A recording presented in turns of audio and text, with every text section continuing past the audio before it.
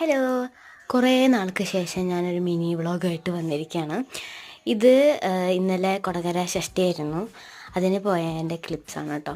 First തന്നെ ഈ ജെൻവിയിലൊക്കെ ഉള്ളിടത്തേക്കാണ് ഞങ്ങൾ പോയത്. നല്ല ക്രൗഡഡ് ആയിരുന്നു. അത് കഴിഞ്ഞ് ഞാനും എൻ്റെ കസിൻ ബ്രദറും കൂടി ഈ റൈഡിൽ കയറി. ഈ കാറിൻ്റെ സംഭവം ഇത് നല്ല രസമായിരുന്നു.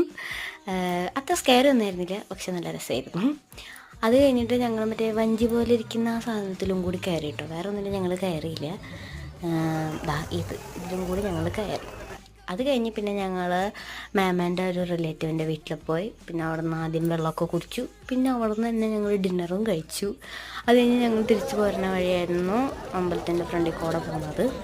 അത് കഴിഞ്ഞ് റോഡിലെത്തിയപ്പോഴേക്കും കാവടികളൊക്കെ കയറുന്നതിൻ്റെ തിരക്കായി. നല്ല ഉന്തും തള്ളും ബഹളമായിരുന്നു. കാവടിയൊക്കെ ഇങ്ങനെ തള്ളി തള്ളി കയറ്റായിരുന്നു.